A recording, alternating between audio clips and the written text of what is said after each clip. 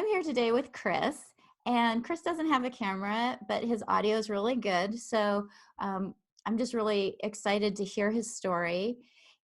He's had similar issues with his experience of detransitioning as I did when I came out and talked about being a trans kid, and some of the backlash that he's had, we just are going to explore today. So, Chris, thanks for being here. Thank you. And I know that you went through a medical transition not too long ago. How long was it? It was about it was about 15 months, 16 if you count the month that I was getting off of estrogen and spironolactone. And how long were you on the estrogen? Like about 15 months. Okay. Yeah. Oh no, I'm sorry.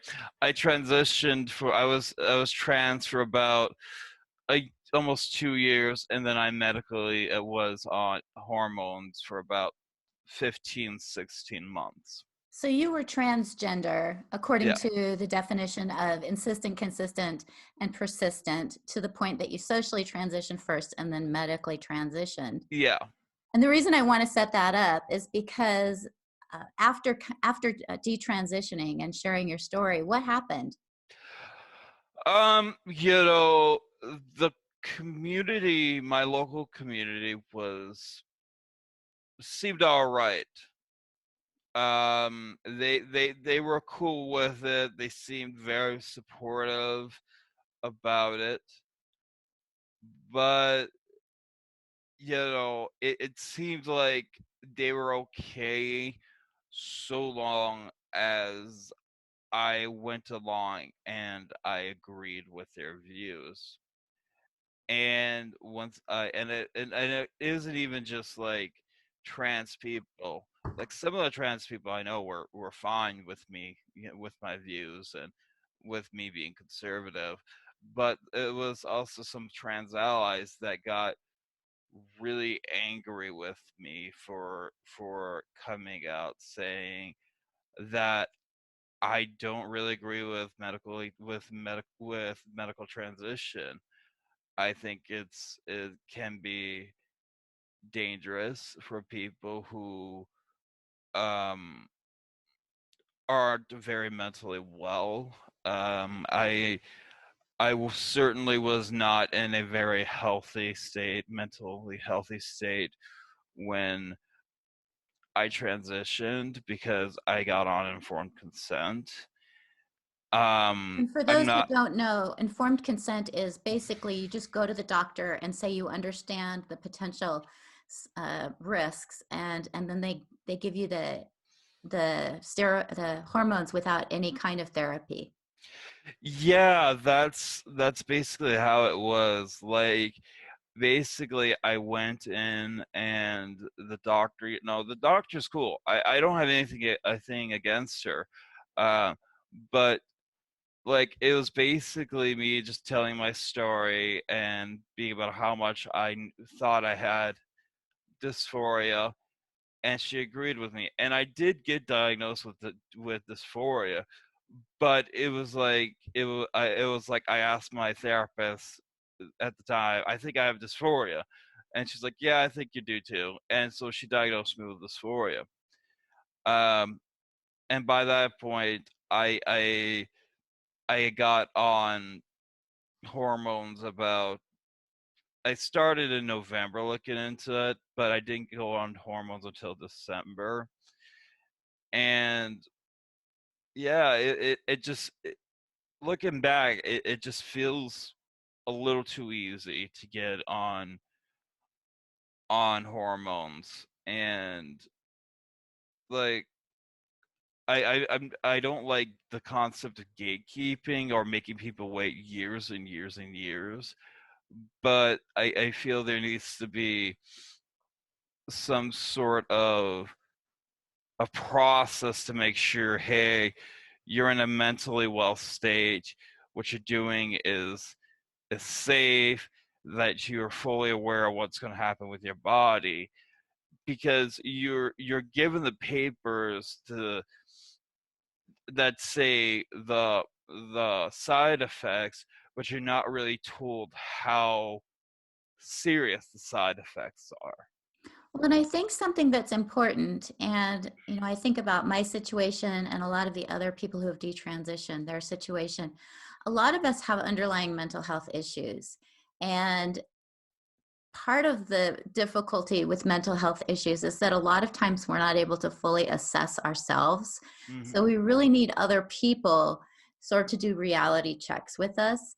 And I feel like in the situation of transgender clinics, we don't have that. And it's not that we need gatekeepers so much as we need people to help keep us grounded and to kind of help discern whether or not our mental health issues are causing the feelings of dysphoria, and whether or not adding drugs such as testosterone or estrogen, these are very powerful, if those are Hmm. going to help us or exacerbate our already underlying issues.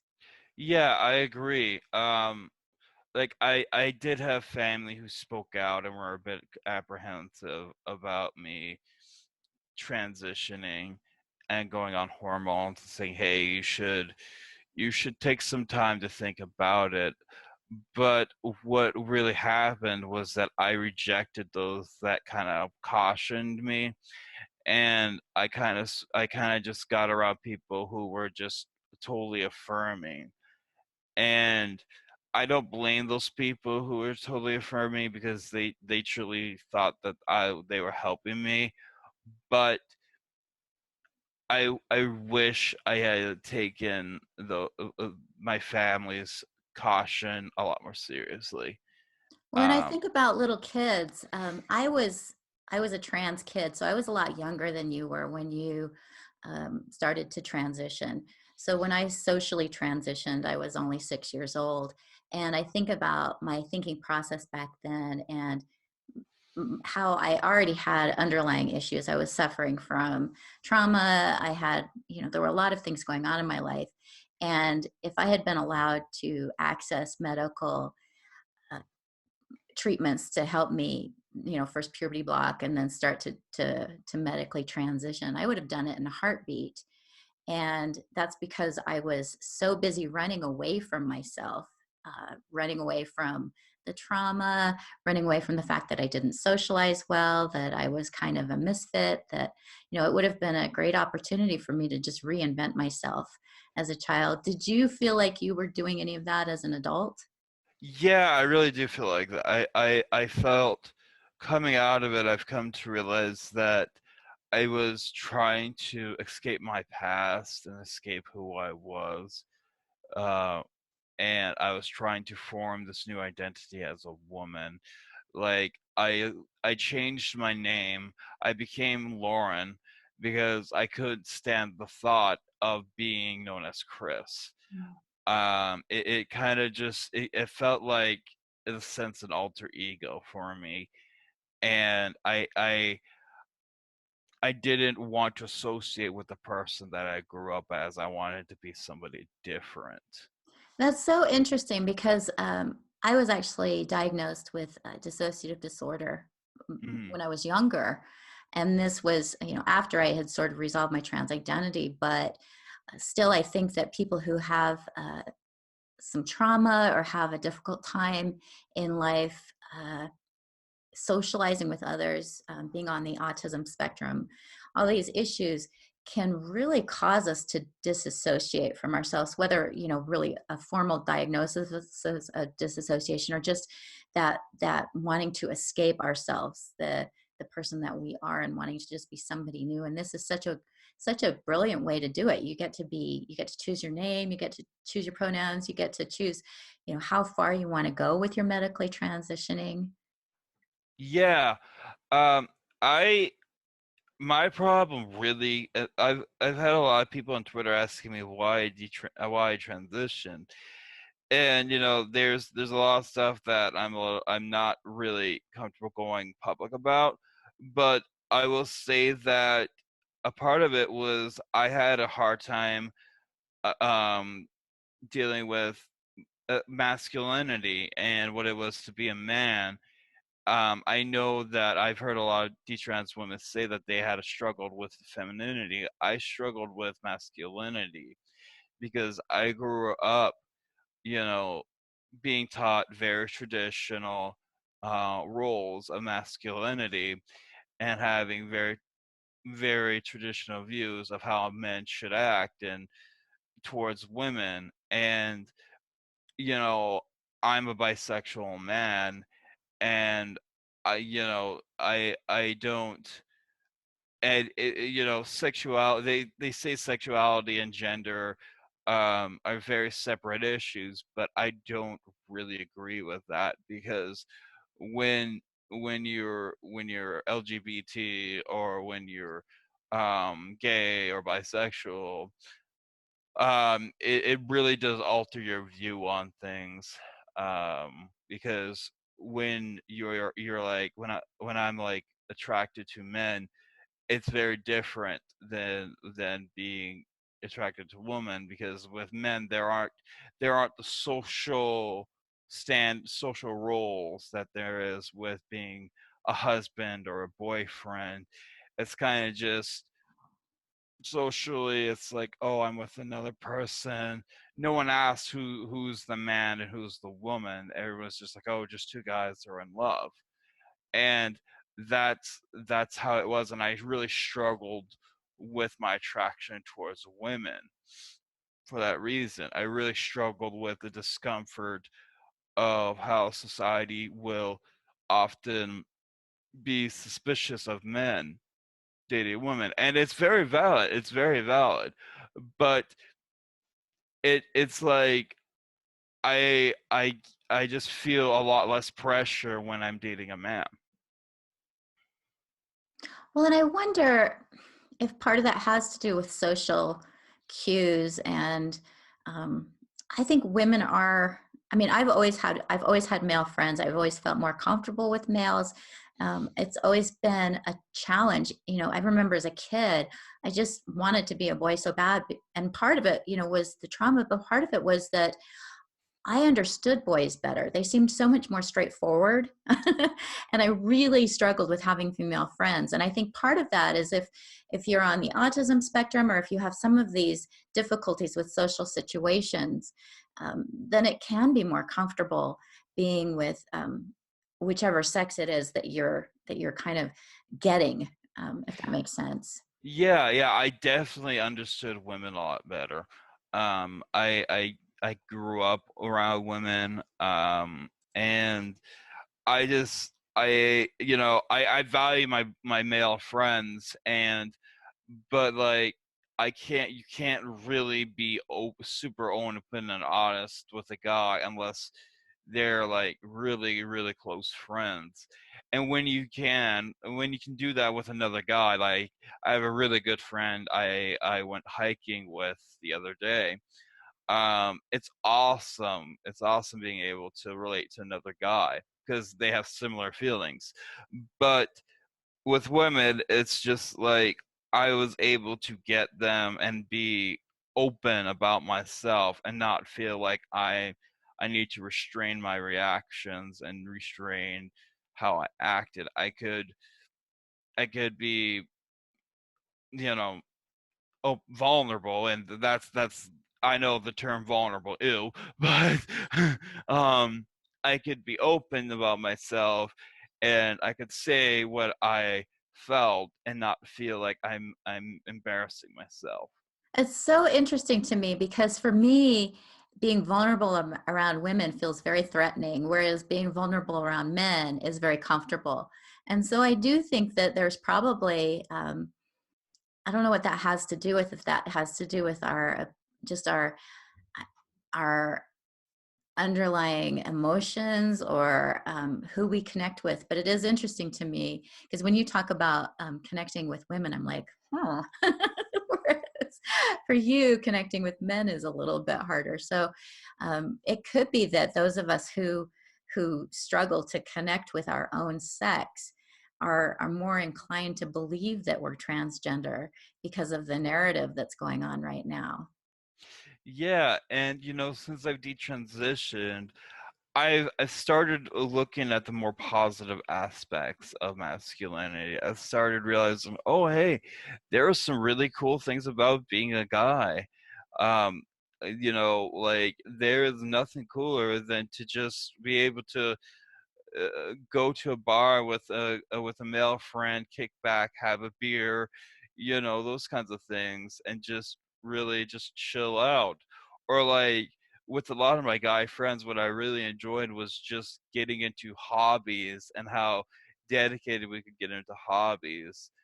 And or just, basic, mess around and kind of, and that kind of stuff. But like I'm rambling here, but what I'm saying is that I'm realizing that there are good aspects about being a male that I didn't really look into before I transitioned. Well, and I think that there's also that idea of what it is to be whatever sex you are. And I know that I really there were certain things about me that girls would look at me and be like, "You're so weird," because I really like number patterns. I really hate shopping. I'm not very good at fashion. I don't mind getting dirty outside. So all those things are sort of non-gender conforming. And Mm. girls might look at me like you're kind of strange, whereas boys would be like, "That's so cool." And so I think that part of what we need to do as a society is really to expand the idea of what it is to be male and what it is to be female, and allow us to be gender nonconforming without suggesting that being gender nonconforming means you're transgender. I agree. I think that, I don't have problems with one thing that I've made clear on Benjamin A. Boyce's video is that I don't personally have anything against trans people. Um, but I also think that we should, look into allowing people to be more gender nonconforming and to express themselves in different ways. Like for instance, I'm not into football. I've tried to be into team sports. I tried to be in baseball as a kid, those kinds of things. I just not my thing. Um, but like talk about martial arts or something like that, cool. Um, at the say, I'm actually starting to realize I'm a lot more of a guy than I really admitted. Like, you know, I don't really care about fishing or even like hunting, but like I'm finding out that I'm interested in going into the gun range and learning about guns, something I wasn't able to do as a kid. And that's not really a masculine or feminine thing. It's just it's something that I realized that I never did that I want to do. So it seems like almost you've been on this journey where when you became a woman, you realized that you were more of a man, or that you could be the kind of man you wanted to be without society telling you how you had to be a man. Yeah, that was really what it was because like I tried to get into a lot of the feminine things. Like I tried to get into makeup, I tried to get into style and hairstyles and all that. And the more I delve into it, the more I realized that my interest was into men's style, men's fashion, grooming for men. Like what really triggered my thoughts of detransitioning was when I just spent so much time learning about how to take care of a beard. And I was like, I'm a trans woman. Why am I interested in this? Why am I not interested in makeup and such? And I started realizing because I'm not trans. I'm I'm a male, and am I a macho guy? No, but I'm a guy. So this So brings me to a question, and we talked a little bit about this on Facebook. Um, when I started sharing my story about being a trans kid, trans activists really attacked me and said, "Well, you were never really trans, so you don't know what you're talking about." And in your case, it sounds like you came to that conclusion that you were never really trans. And yet you had what they are calling sort of the indicators of being transgender, that insistent, consistent, persistent Mhm. feeling, so far that you started medically transitioning. You got on cross sex hormones. And Mhm. so I guess one of my concerns is that there isn't a litmus test for being transgender. So as a kid, I have no doubt I would have medically transitioned if that option had been available to me. And it wasn't. And I'm very thankful that it wasn't. And as it turns out, I was able to sort of resolve my gender dysphoria, though there are times where I still sort of struggle with feeling out of place in my body. Um, but sort of the point of this is that it's if they're right, yeah, you weren't really ever trans, well, then we need to be super careful about how we allow people to medically transition, because obviously people can medically transition feeling fully like they are doing the right thing at that time. And so what advice would you have to someone who's feeling like they should medically transition, knowing that you came through it at the other end going, that probably wasn't the right choice for me? So I'll start by saying that when dealing with trans activists, it's very frustrating because I will say, hey, I had this experience as a trans woman, and I did have this experience as a trans woman. Yeah, you were a I trans woman. There's no doubt Yeah, about it. yeah, and they will literally deny that fact. They will literally say, well, you don't know what it's like to be trans, and I was like, I think I do, even though it turns out I didn't really have gender dysphoria. I certainly was trans for a while. I certainly believed that I was a woman. Um, but it's a very frustrating dynamic that honestly I'm just like, whatever. I don't want to deal with trans activists who throw that out at me, because it's the lose-lose situation, and I feel like I'm just screaming at a wall. Um, so in terms of what I'd give advice to, I would say really, really look into why you want to transition. Um, or and you know, try socially transitioning before you jump on hormones, because hormones are really powerful. Like, there seems to be this view that estrogen is not a powerful hormone, not as powerful as testosterone, and that's very false. Estrogen does so much affect you physically. I mean, it affects you physically, but it's more emotionally, mentally, and it's it can work for some people. It works, but for other people it can really mess you up emotionally. Well, and it seems like if you're already dealing with some mental health issues, which I believe most people who transition are, I think that there have been studies that show almost 100% of people who medically transition have underlying mental health issues. And so if you have those underlying mental health issues and then you throw this powerful hormone on top of that, it seems like it could really throw people for a loop. Yeah, that's what it did for me. I already had problems with bipolar and PTSD, and um it really threw me for a loop, and it greatly exacerbated my issues.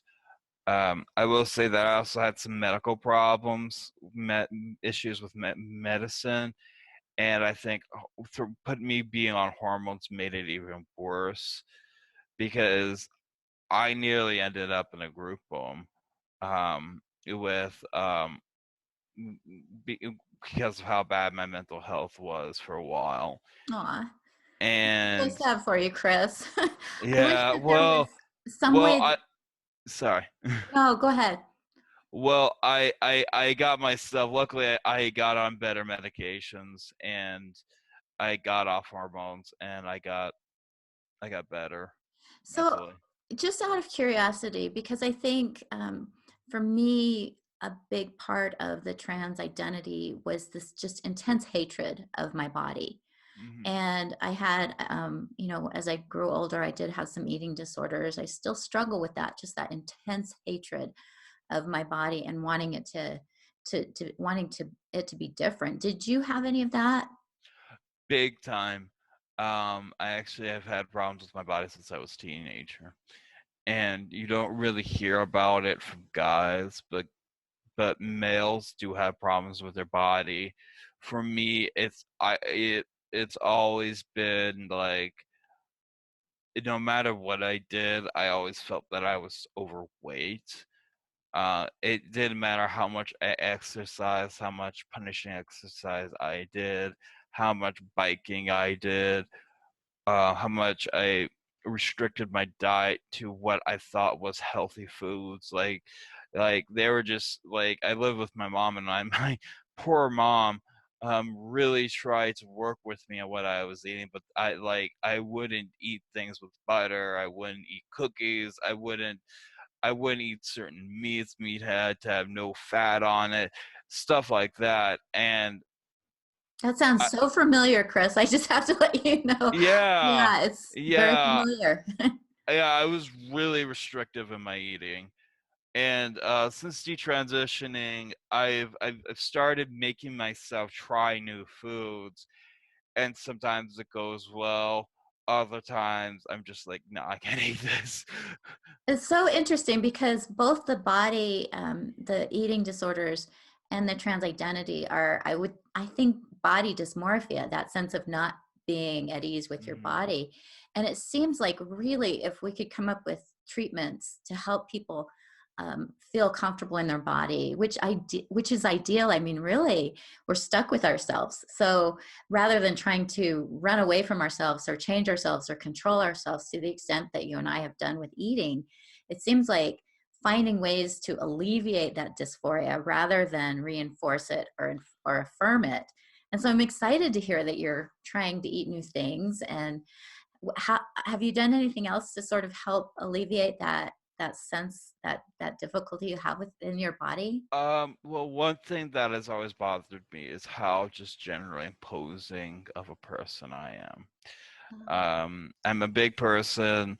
I've been a large person since I hit 17, 18. I started really gaining muscle, and so it's easy for me to gain muscle. And I remember at one point, and what really bothered me was when I was very fit, and I kind of had a crew cut, and I got on a bus and I sat behind a woman, and this woman would just look so scared of me, and I hated that. And it was just like I'm not here to attack you, ma'am. I'm just here to sit behind you. And in fact, I have the strong sense of protecting other women, of protecting women, because women have been. It's always been kind of a mutual relationship with women.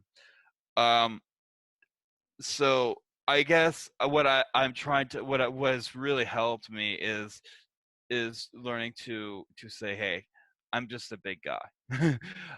What I can do is look into fashion and look into things that like help soften my imposing nature. Like I really like YouTubers like Real Men Real Style and Gentleman's Gazette and stuff like that, because I'm starting to learn how do I soften the edges of my naturally imposing nature, and by being less, you know, scary, seemingly scary person, and I will it makes me feel better, because I don't want to go into a bar and people be like, oh god, this guy could be a bouncer, he's going to beat the crap out of me or something like that. I don't want that.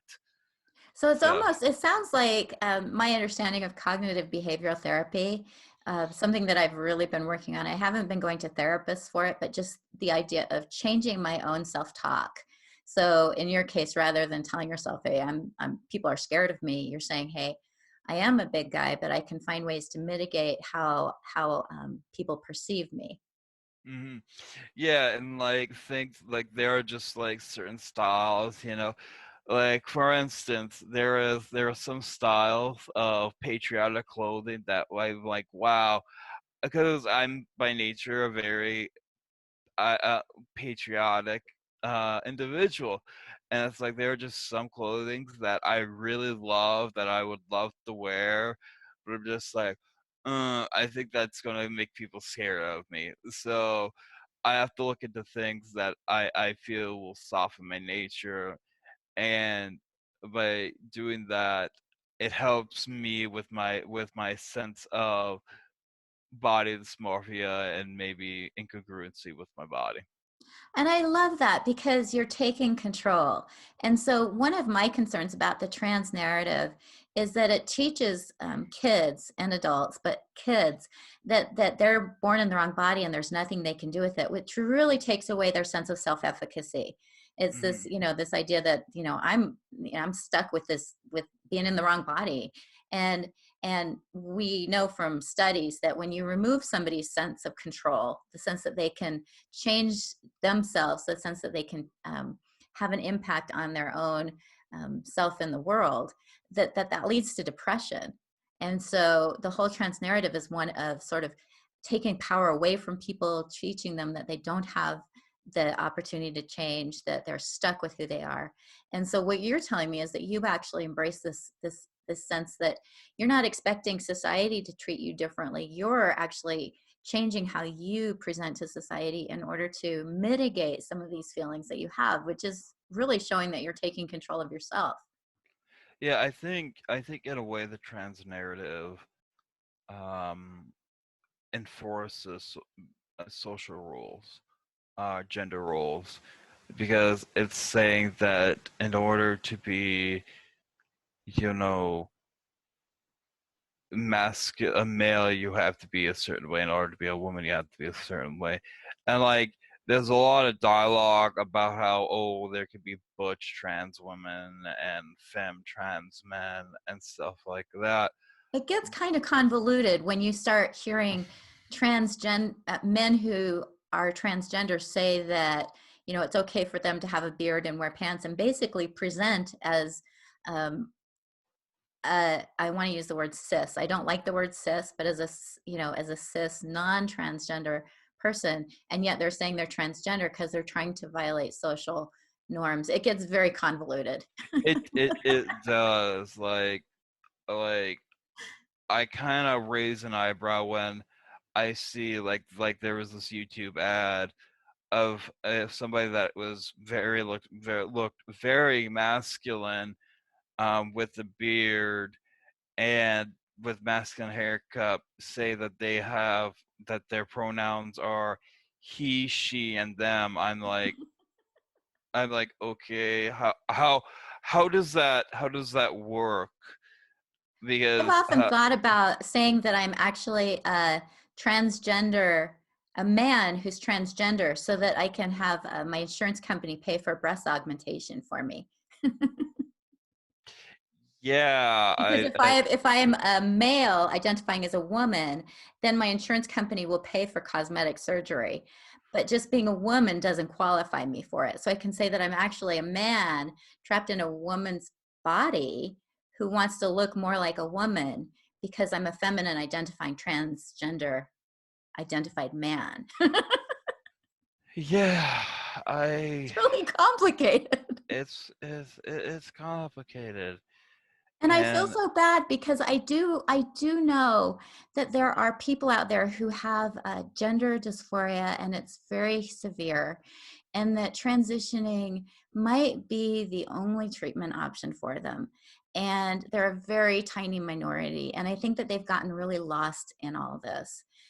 Because most of the people I think that are involved in the transgender movement now are not people who are experiencing that they're sort of doing this for alternative reasons, or because they've been told that they should, and rather than address underlying issues, and it's just gotten pretty complicated. I think that, you know, I actually know a couple of older trans women, and they're very nice. They're some of the nicest people I know, and they transitioned at an older age, and they seem pretty happy about it. Um, I think that there are valid trans people out there, and that there is validity to being trans. But like, I think that before you look into transitioning medically, you should really work on those underlying issues. Yeah, Uh, and I think, what's your feeling about children? Do you have any based on your experience, what age do you think people should be allowed to access treatments? you know, I oh, that's a topic that I'm nervous about getting into. Okay, we don't have to talk about it Yeah, if there yeah, is, and that's one of the things that I want to address, and maybe I just want to use this as a opportunity to say that those of us who are speaking out are getting attacked by people who claim to be tolerant and who claim to be loving, and it's really sad to me when somebody feels like they have to be very cautious about what they say, because if they say the wrong thing, then they will get attacked. And sometimes it's not just verbally, and sometimes it's threats, and sometimes it's losing friendships and family, and it's gotten to the point where just a lot of people are very concerned about saying things, and it makes me really sad that we're to that point. yeah, you know. So I did talk to a woman who was nervous about her. So I'm not going to say what I think a person should transition because I wasn't a trans youth, but I will say what I said to some people who had trans children or had a son that was looking to transition to female. I said, really really engage with them, talk, hear from their point of view why they want to transition, and maybe say, hey, after a certain amount of period, you know, it could be until you're 16 or until they're 18, maybe. If you feel, or even just a couple of months, like six months or something like that, if you feel that this is truly what is best for you, then do it. But please don't just jump on going on hormones, because I have talked to some detransitioned youth, and their stories are very sad and very tragic. And you know, we the narrative, I hear a lot from trans activists saying how it's such a tiny percentage, and it's like, it's not a tiny percentage. It's a it's a significant percentage, and there is a chance that somebody will youth will grow out and realize, hey, they are actually not trans, and that they just had struggled with puberty. Because I remember when I was a teenager, and I remember hating my body so much, hating going through puberty, and because I was a tall, lanky kid, I started puberty at around 12. I had a beard by the time I was 12, and it was a peach fuzz. It was actually a good mustache, and I was so embarrassed to go into my sixth grade class with a mustache and an Adam's apple, and I was already breaking out in sixth grade at 12. So, but I want kids to know that puberty's hard, and I want them to work on their body and work on their self image before they feel like taking medical transitioning, Yeah, I feel because like it's such a permanent change. And I know that when I was a teenager, I thought I knew myself pretty well. But now that I look back, I'm just horrified by how much I still hated myself. I mhm, made really bad choices. And that's something that's sort of known. Teenagers are known for pushing the envelope, for making bad choices. And one of the things that concerns me is that there are these teenagers that self-harm, and we try really hard to stop them from self-harming, and yet these teenagers go to doctors, and these doctors are willing to give children drugs and perform surgeries that actually are harmful, that actually harm a physically healthy body. And it seems like such a scary message that we're sending to kids, that we are going to allow doctors to actually give you drugs and perform surgeries that are going to hurt your physically healthy body. Yeah, um, I just I I will say that I think if somebody's going to have surgeries, they should wait until they're 18.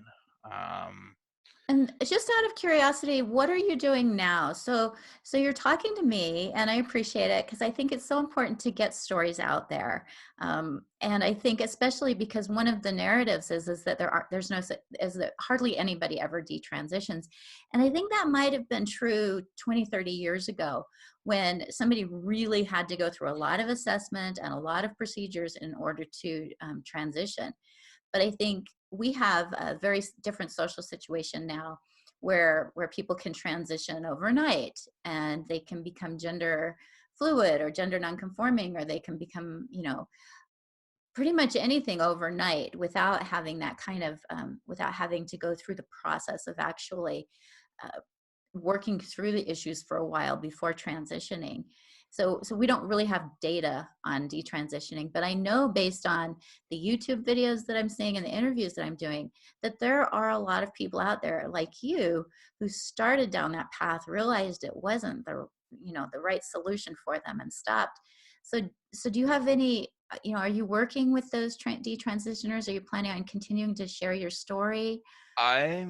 so what I've started doing, and I'm trying to just starting off from nowhere, is I want to help create kind of information and resources for people detransitioning off of estrogen. I call it HRT. I know there's a lot of debate about it being called HRT because it's not really hormone replacement therapy. You're not replacing anything, but it's just for ease. Um, it it I want to help people who are getting off of estrogen and transitioning back Well, and it does to. seem like, based on my experience, there are more girls, young women who are detransitioning. And part of that is because I think that there are increasing numbers of girls who are trans-identifying, going down that route, and then detransitioning. But I do think it's really important to have support for men, because it's a different experience going from being a man to being a woman, to taking female hormones than it is from being a woman to taking male hormones. Yeah, it's very different. And I don't. I think that they undervalue the amount of male detransitioners, um, because men are kind of an entirely different beast. When you go from identifying as female back to male, it's kind of embarrassing. It's also, um, you're not stuck with the long-term physical side effects that women are. So women who start testosterone, their voices get deep, they get facial hair. There are these things that kind of set them aside. Whereas I think for men who go on estrogen, you might be a little softer looking, but there's nothing really obvious that happens to you that makes you that marks you as someone who went through that transition. Yeah, unless you've had surgeries, unless you Mhm. have had serious surgeries like breast augmentation or bottom surgery, then you don't really have, unless or you transitioned at an early age where, like as a teenager, because I've talked to some people who have minors who transitioned at a young age, and their body has been feminized some Permanently. at an early age. But but for me, since I didn't get any surgeries or um any like or I did transition at a young age, I don't really have any physical signs. But what I would argue is that the biggest thing about estrogen is that it affects you mentally and affects you emotionally, and my time with on it was really crazy and at times frightening because my emotions were all over the place. I would cry at the drop of a hat. um I would get really ragey at times, over certain things. I wasn't a calm person, and I was in and out of hospitals. Went to hospitals like 3 times, and I was in a crisis center 4 times. So And did this you was connect it with the estrogen when you were going through it? Were like, oh my gosh, this is happening because I'm on the estrogen and it is just whacking out my body. Or at the I time, did not connect it then. I really did not, and I did not connect the fact that it was coupled with a couple of things. It was primarily the medic. It was I was on a medication that was for a mood stabilizer that I cannot take for bipolar. That medication really made it worse, but estrogen did not help. And the other thing that did not help with me was that I did not pass as a woman.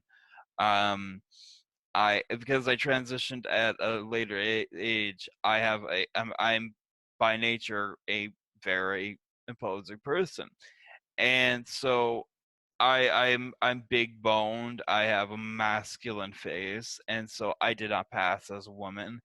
And so being a trans woman was a very scary experience.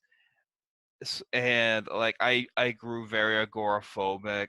I grew to the point where I was scared for my life. Um and so now that you've stopped taking the estrogen, and do you feel settled now? yes, it's funny because socially transitioning back to male, dressing as a male, putting my hair back and wearing men's clothing, it was easy for me. Because like I said, I transitioned at a later age. It was easy for me, but it was getting back into the routine of being a guy and being treated as a male that I had a problem with. It was the social aspects, because I had to accept that as a man, I was going to be treated differently now. That women are going to treat me differently, and that I won't have the close relationships with women that I did. And I also had to accept that I'm attracted to women, and I can still foster good friendships with women, but I would need to know their boundaries, and I would need to respect that, hey, if they say they're not into me, I just would have to accept that. But It was you now go by Chris, so you stopped Yes. using your feminine name and you are comfortable with your male pronouns, Yes. I don't I like I just I don't even really care about pronouns anymore. Like, I'm a guy, right? calling me I'm visibly a male, and calling me a woman does not make sense, Um So so as we're finishing up, is there anything, any last thing you would like to tell people about your experience or what you learned from it? um the last thing I'd say is getting off of hormones is hard, but you know it's kind of nice to see my body, coming back, going back and reverting and masculinizing itself. And it's nice to see that after putting my body through that, my body's healing. And I want people to know that, it's all right to transition, but please make sure you're in a good space when you do it, and don't do it when you're not mentally healthy. And for those who are males who are in the process of detransitioning and who would like to connect with you, is there a way for them to do that? Yes, I'm on Twitter at Elderago. ELEDERAGO. And they can contact you, and Yeah. you'd be willing to sort of help them through this process. Yes. Because that's Yes. the other thing, is that there is a whole lot of support for people who want to transition, but it's a lot harder to find support when you're detransitioning. And in fact, you can have, like we talked about earlier, animosity from trans allies and activists. And so it really is neat that you're making your experience public so that you can connect with people who need that support. I think that's really Yeah. wonderful that you're doing Yeah. that. Thank you. Uh, yep. You're welcome. And I'll post your Twitter handle below on the information about this video so people can access that.